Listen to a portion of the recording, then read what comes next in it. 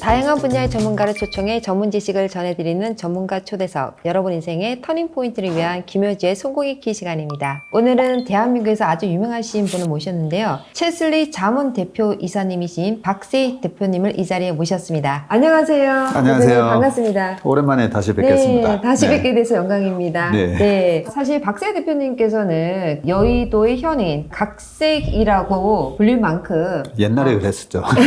지금도 옛날에 잘 맞출 때. 저는 이런 대표님의 양력을 쭉 보면서 궁금한 게 있었어요. 여러 가지 분야가 있었음에도 불구하고 주식이라는 투자 영역에서 전문가가 되셨는데 사실 그 계기가 있었지 않았나 하는 생각이 있거든요. 왜 주식을 하게 됐냐면요. 대학교 때 제가 학술제 준비위원장을 맡았어요. 네. 경영학과 제가 나왔었는데 그 전 해에는 뭘 했었냐면 모의주주총회를 했었더라고요. 근데 모의주주총회는 사실 연극이죠. 그게 학술적으로 좀 의미가 있나? 그래서 그때 이제 아이디어를 낸 게 좀 다른 걸 해보자. 근데 그때 당시가 91년이었는데요. 주가지수 선물 도입에 관한 얘기가 막 나올 때였어요. 실제로 우리나라에 주가지수 선물이 도입된 거는 96년에 도입이 됐습니다. 네. 도입되기 5년 전에 학교에서 공부를 했던 거죠. 그때 주가지수 선물에 관한 공부를 하면서 처음에는 이해하기가 너무 어려운 네. 거예요. 우리는 주식을 사서 팔거나 부동산을 사서 팔잖아요. 네. 근데 선물은 내가 가지고 있지 않은데 매도를 먼저 할 수가 있어요. 처음에는 뭐 그런 것도 이해가 안 돼서 뭐 굉장히 그거 하나 가지고도 한 3시간 공부했던 것 같아요.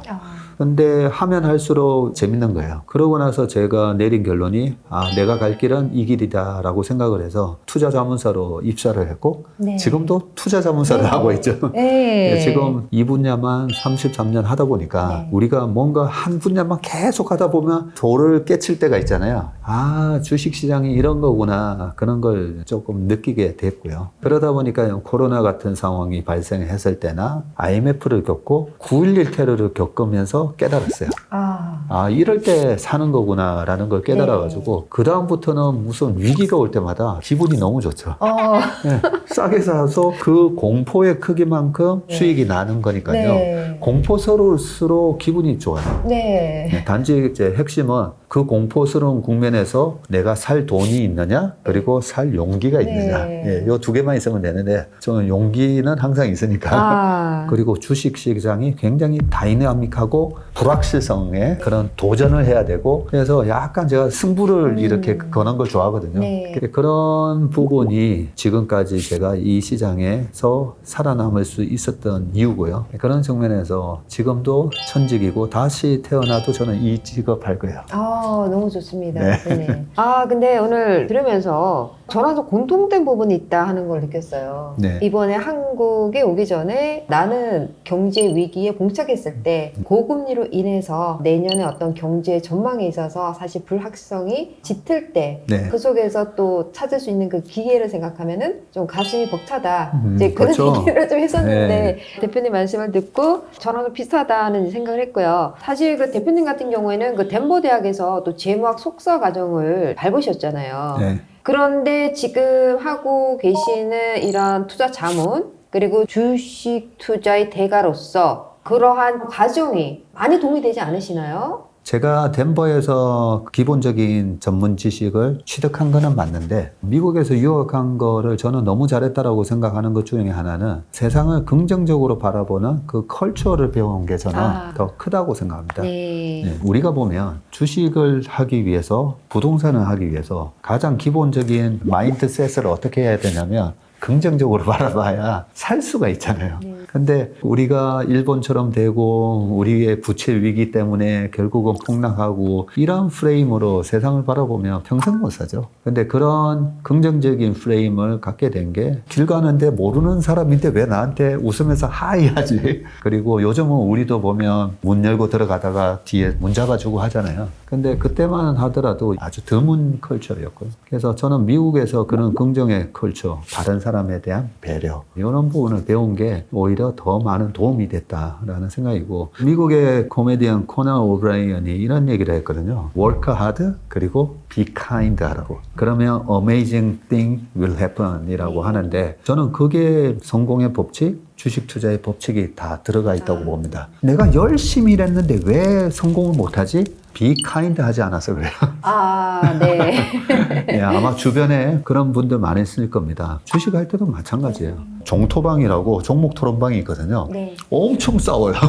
마치 정치하는 거 보는 것 같아요. 내 주식에 대해서 나쁜 얘기를 하면 완전히 뭐 싸움이 엄청나게 일어나는데 자세히 보시면 누군가는 100만 주를 샀으면 누군가는 100만 주 팔았잖아요. 그래야 거래가 이루어지는 거잖아요.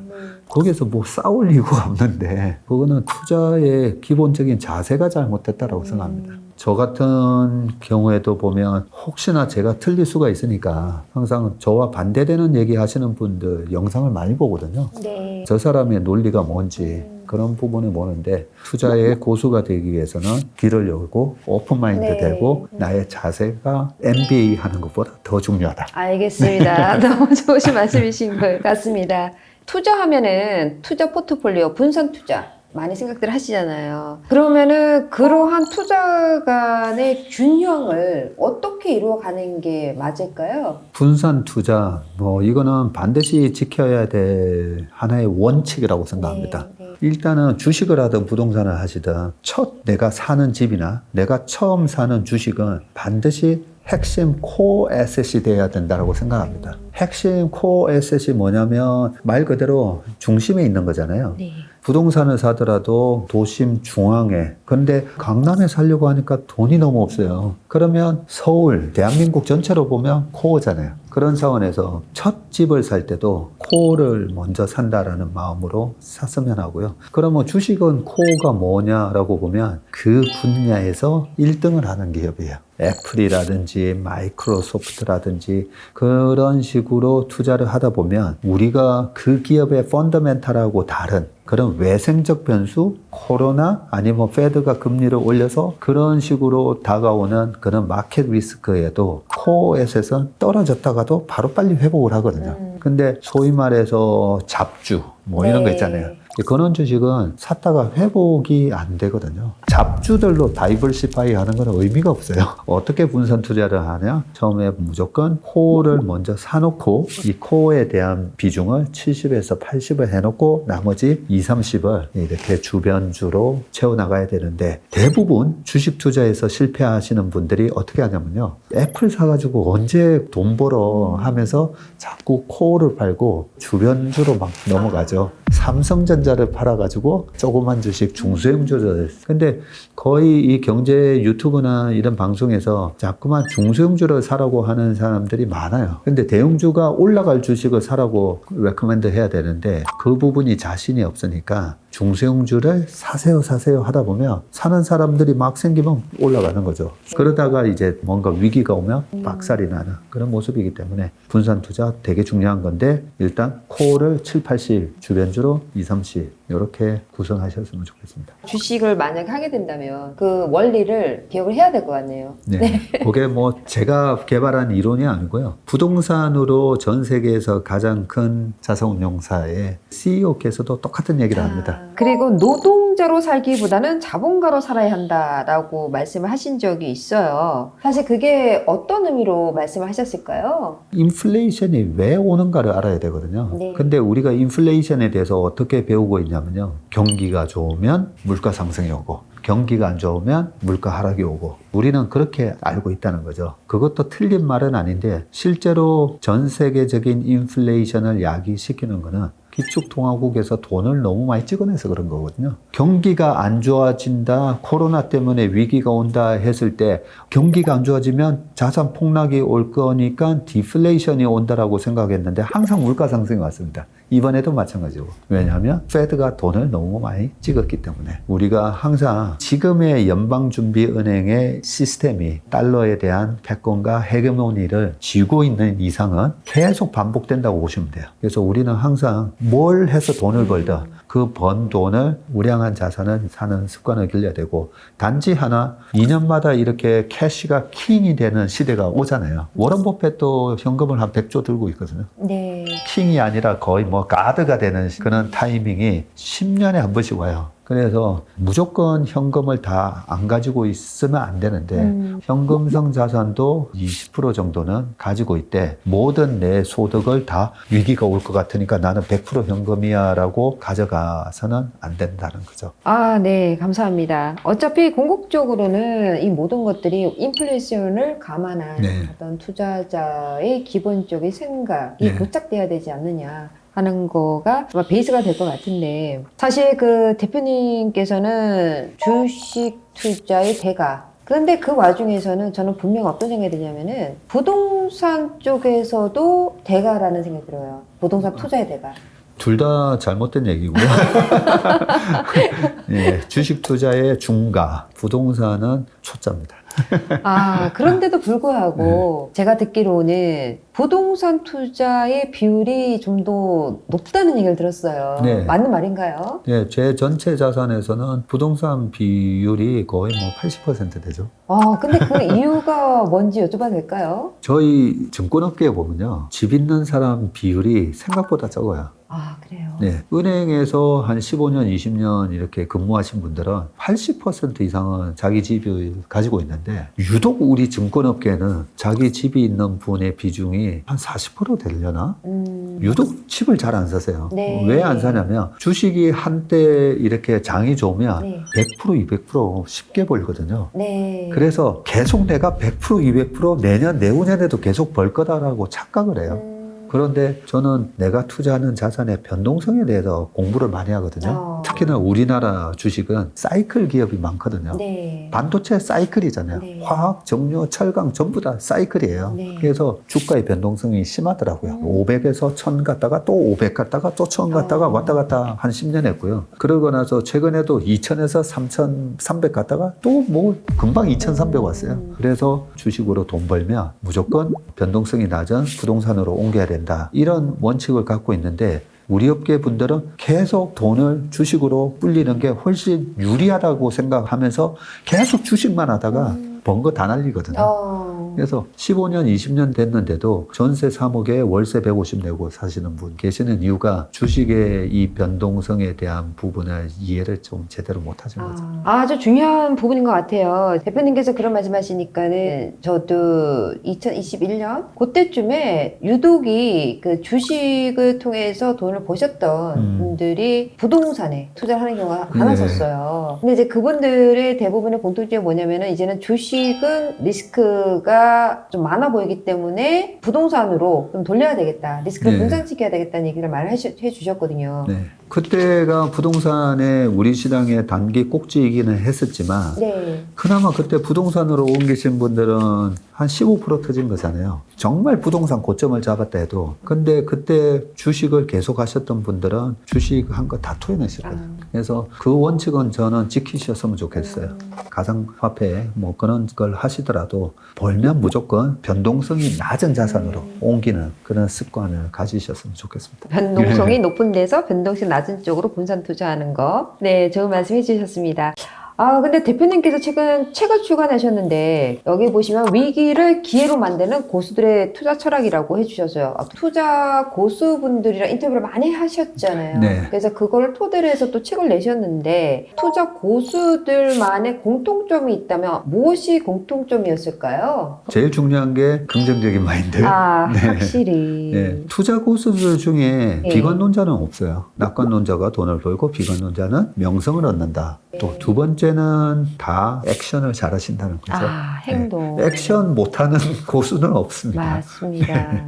트레이딩을 해야 될 때가 있고 투자를 해야 될 때가 있습니다. 네. 네, 어떤 차이가 있냐면 주식이 싸지잖아요. 네. 네, 쌀 때는 투자를 해야 돼요. 네. 더 빠지면 어떨까 할까 이 계산을 하는 게 아니라 많이 싸졌네? 그냥 사면 돼요. 더 싸지면 더 사면 돼요. 네. 그냥 투자 개념으로 막 사면 되는데 거의 이걸 또 거꾸로 하시는 경우가 많습니다.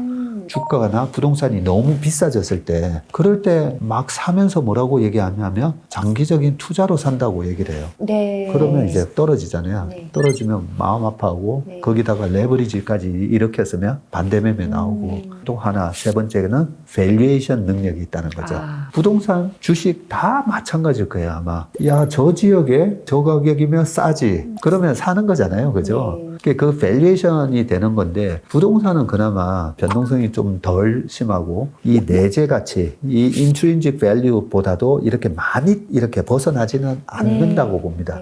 근데 주식은요 아주 많이 벗어나요.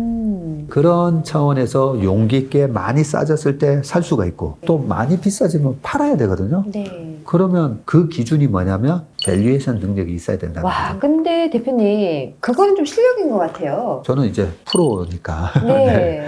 왜냐하면 이걸로 먹고 사는 사람이니까요.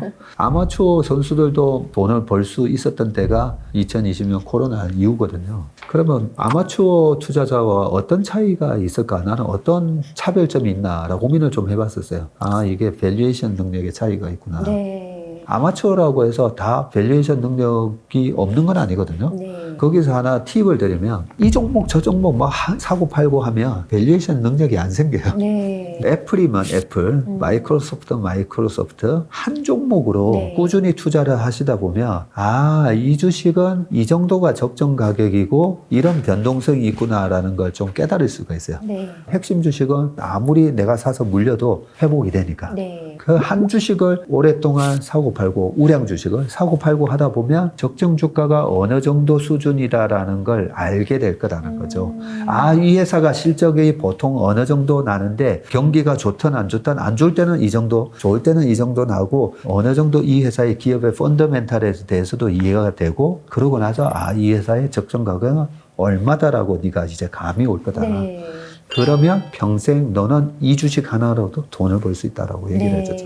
말씀은 좀 쉽게 하신 것 같은데 쉬운 것 같지는 않네요. 네. 그게 부동산으로 따지면 강남에 집을 사고 싶은 사람들이 많잖아요. 네. 그러면 제가 일단 그 동네에 2년 정도 전세 살아봐도 되는 거잖아요. 살다 보면 아, 이 동네에서는 뭐가 불편하고 어디는 뭐가 편하다는 게 맞아요. 알 수가 있잖아요. 네. 그게 이제 익숙해지는 거잖아요. 네. 내가 투자하는 자산에 대해서 익숙해지고 장점과 단점에 대해서 빠삭해져야 되는 거거든요. 네. 그런 측면에서 주식이든 부동산이든 공부를 열심히 하다 보면 보인다는 거죠. 네. 네. 사실 투자라는 게 돈을 벌 수도 있지만은 잃는 경우가 또 많을 텐데 또 화가 난단 말이죠. 그런데 선한 마음으로 기업에 투자하라고 이렇게 말씀을 하셨는데 어떤 의미인가요, 이게? 우리가 인생을 사는 큰 목적이 뭔가를 생각해야 되는 거죠.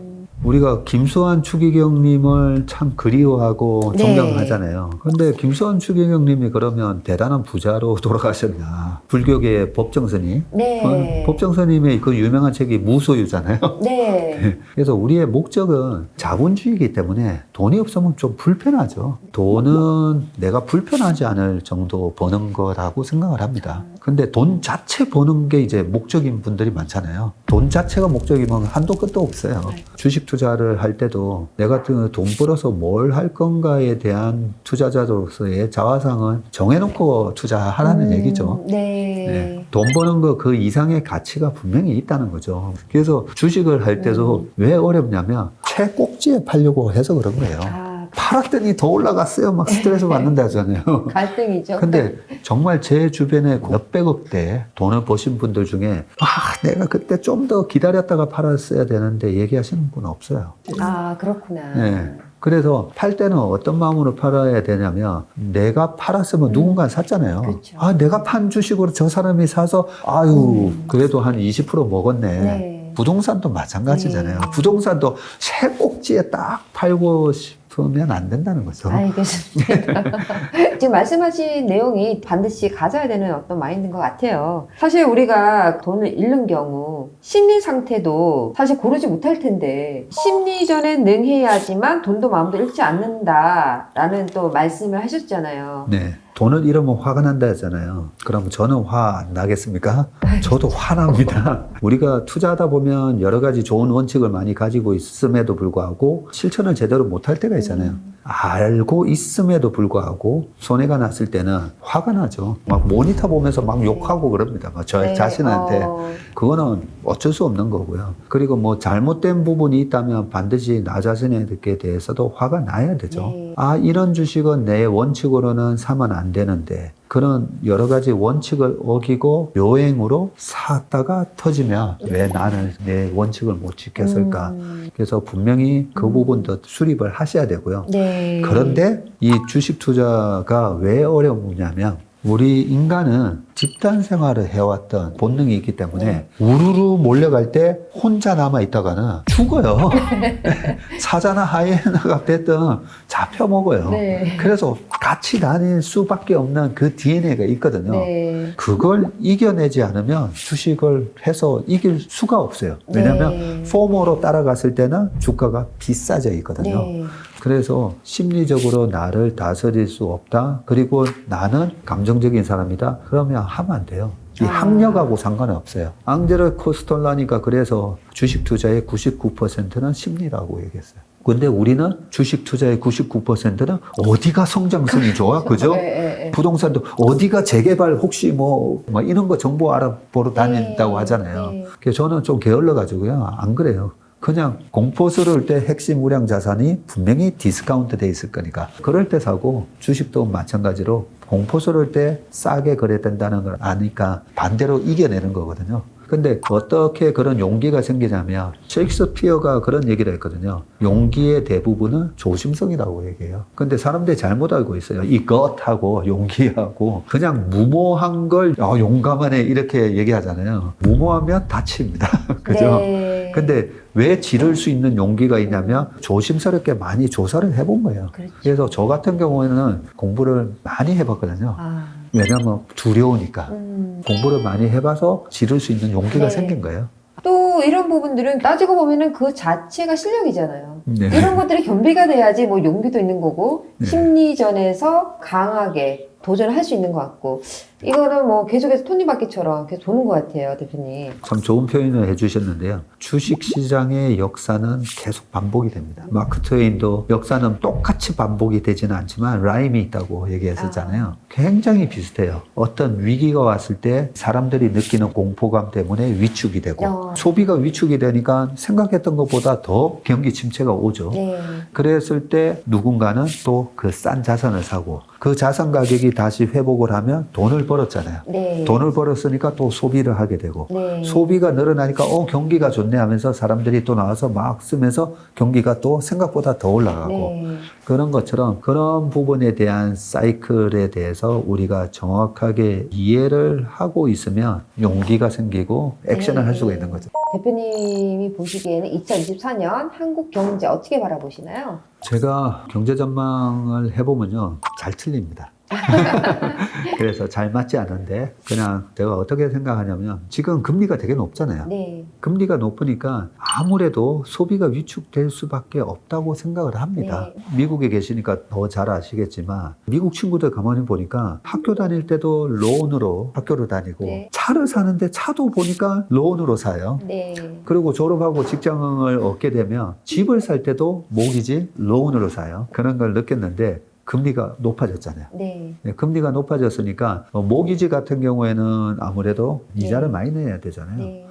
그런 부분들이 소위 말해서 가처분 소득, 디스포저블 인컴이 떨어지게 되니까 어느 정도 경기 위축되는 모습은 나올 건데요. 근데 중요한 게 그렇게 돼야 되는데 코로나 때도 보니까 미국 정부에서 돈을 마구마구 찍어서 또 확 줬단 말이죠.